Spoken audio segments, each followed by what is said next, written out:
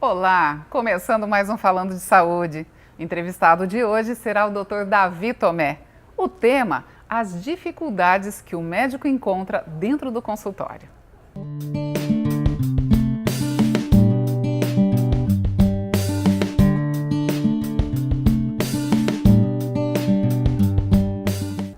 Dr. Davi Tomé, seja bem-vindo no Falando de Saúde. Obrigado.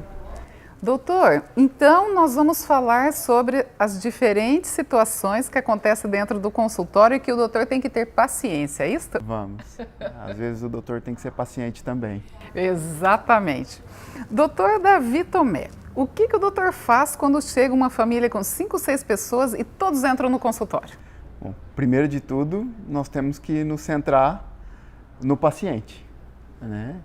Às vezes entre uma família muito grande, uma mãe e um pai com 4 ou 5 filhos, e a gente tem que ter a paciência de entender que muitas vezes a pessoa precisa levar o filho na consulta, né? Não é uma opção dela, às vezes não tem um cuidador, e a pessoa leva para dentro para poder ser consultada, e assim as crianças começam a brincar, às vezes o marido e a esposa têm algum certo conflito ali dentro, e a gente tem que saber manejar isso. Então você é um psicólogo também, né, doutor? Na maioria das vezes, né? Na maioria das vezes a gente tem que encarnar esse papel também. É muito importante que a gente consiga aliar a paciência com a capacidade de atender o paciente, né? Sem perder o foco no paciente. Doutor, existe também aqueles pacientes que chegam, eles consultam o Dr. Google, né, que hoje está super na moda, né? E chega ali já sabendo quase que tudo que ele tem. E como que o doutor procede? Porque metade da consulta é ele próprio se autoconsultando, né, doutor? Isso é verdade, isso acontece muitas vezes. O paciente já vem com o diagnóstico pronto muitas vezes, mas é o diagnóstico dele. O diagnóstico médico, ele é composto de uma queixa principal, é composto de uma história anterior daquilo que está acontecendo, de um exame físico e muitos outros componentes, por exemplo, história familiar antecedente, a história do próprio paciente antecedente, e a gente tem que se guiar por isso. A gente muitas vezes tem que ignorar o que o paciente pesquisou anteriormente. Por exemplo, existem muitas coisas que são inespecíficas, como uma dor abdominal, como uma dor de cabeça, e o paciente muitas vezes pesquisa no Google e o Google retorna coisas graves, né? Sim. Então, um paciente com uma simples dor de cabeça ou com uma simples dor abdominal, às vezes vem falar pra gente que é um câncer, que está com medo, né? O que a maioria das vezes acontece mesmo. Sim. Doutor, eu pesquisei e aconteceu com meu vizinho, e aconteceu igualzinho, estava igualzinho no Google, então a gente tem que saber manejar isso também. Tem que ter a paciência de conversar com o paciente, de conversar, falar para ele, olha, vamos devagar, me fala primeiro o que acontece com essa sua dor, com essa sua queixa, como que ela começou. Então, assim, é muito inespecífico em muitos casos, né?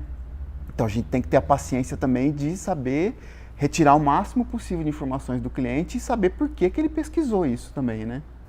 Doutor, antes da nossa entrevista, o doutor estava me contando que tem casos, né, de pacientes que vai, por exemplo, o marido e a mulher, e eles discutem mesmo na sua frente. Isso acontece mesmo, doutor? Acontece muitas vezes. Muitas vezes a mulher brigando com o marido. Que feio, né? Mulheres, não briguem com os maridos durante a consulta, por favor. Na maioria das vezes, quando existe esse conflito, é a mulher brigando com o marido, né? É o que o pessoal fala, às vezes o homem supervaloriza uma gripe, né? Tem aquela história e às vezes acontece mesmo. Já tive casos de atender paciente no consultório onde a mulher estava dando bronca no marido por causa de dor. O marido rolando de dor e a mulher falando que não era aquilo. Mas também às vezes acontece o contrário, né? Às vezes o marido ou a mulher esconde alguma informação e o companheiro acaba dando bronca. Não, você tem que falar isso, você não pode falar isso. Então acontece algumas vezes isso, viu? Pelo menos uma vez por dia, viu? Doutor, então quer dizer, sempre que vai o casal, a consulta acaba meio que sendo para os dois, né? Na verdade, é até bom que a consulta seja para os dois, né? Porque muitos problemas da saúde, às vezes, transmitem de um para o outro, né? Por exemplo, uma doença infecciosa ou uma dor de cabeça que é movido por um problema emocional, que geralmente é causado por conflito de casal. Pode acontecer muitas vezes mesmo. Doutor Davi Tomé, e tem também aquele paciente que chega na consulta, pergunta, tem aquela fila de pacientes esperando lá fora e ele não quer que a consulta dele termine. Isso acontece também? Acontece, Cláudia. Quando a gente consulta um paciente, a gente busca curar ele da melhor maneira possível. Na verdade, a consulta médica não tem um tempo mínimo nem um tempo máximo. O que a gente tenta é otimizar o nosso tempo, claro, centrado na queixa do paciente. Às vezes acontece da gente fazer algumas perguntas dirigidas para a queixa principal dele e muitas vezes ele fala, quando a gente tem uma hipótese de diagnóstico, o paciente vai lá e te joga uma informação nova. Ou, de repente, ele esqueceu essa informação, ou ele valoriza uma outra informação que a gente buscou. Citando um exemplo, uma dor abdominal, você pergunta para o paciente, você tomou algum remédio? Aí ele fala que não. Dali um pouco, você faz o que você precisa fazer, faz a prescrição, dali um pouco ele fala, olha, mas eu tomei um chá assim, o meu vizinho falou para eu tomar tal remédio, e aí a consulta vai se alongando. Isso acontece muitas vezes. E a gente tem que saber lidar com isso, sabe? É por isso que é importante a gente ter uma conversa ampla com o paciente, sim, de maneira com que você não fuja do foco que ele precisa. E quando fugir, saber retomar para a queixa principal. Porque muitas vezes, uma hipótese diagnóstica, ou seja, uma doença, ela acarreta um outro problema. Então você tem que saber curar aquilo que a pessoa tem naquele momento para curar os demais fatores que ele acaba te carregando. Então você tem que saber dirigir a conversa de maneira que o paciente não venha com outras queixas posteriormente. E procurar evitar a questão da demora na consulta também. Às vezes o paciente quer falar sobre a vida dele, principalmente os idosos. Eles querem contar que chegou em Maringá em 1973, que a vida dele era assim. É gostoso a gente escutar a história, mas às vezes... Tomando um café, né, doutor? Exatamente. Às vezes não faz parte da consulta. A gente tem que saber manejar isso também. Doutor, o doutor atua em várias cidades, né? O doutor é super querido aí pela população. E quando acontece de, por exemplo, entra um paciente, ele atrasa muito e o próximo que entra, ele entra revoltado. Já aconteceu do doutor ser destratado por pacientes? Já aconteceu. E, na verdade, a gente com o tempo aprende a lidar com isso, né? Através das experiências anteriores que a gente tem. Num município que eu trabalho, já aconteceu da gente ter que largar o consultório por conta de uma emergência, né? Sim. Existe a prioridade, né? E quando eu retornei para o consultório, a gente estava com uma fila enorme, e inclusive eu já fui ameaçado, né?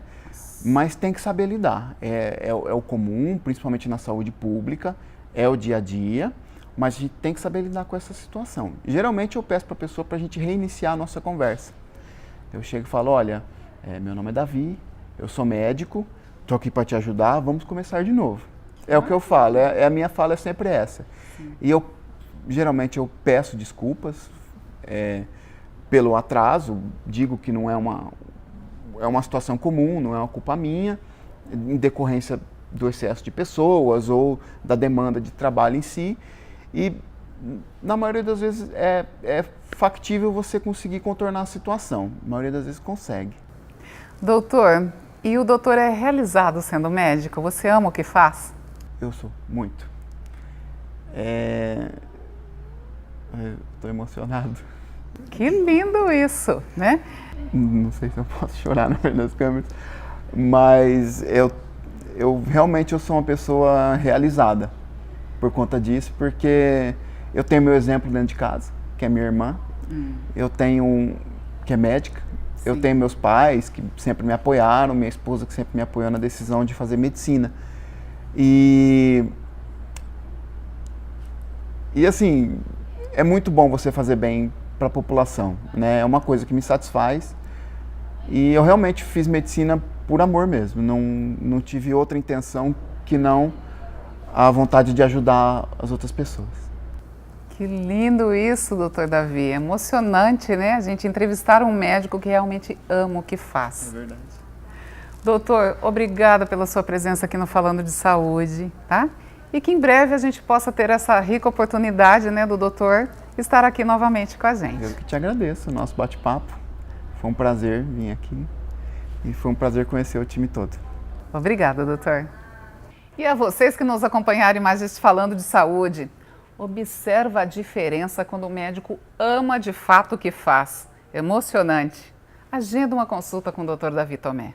Obrigada pela sua companhia e até o próximo.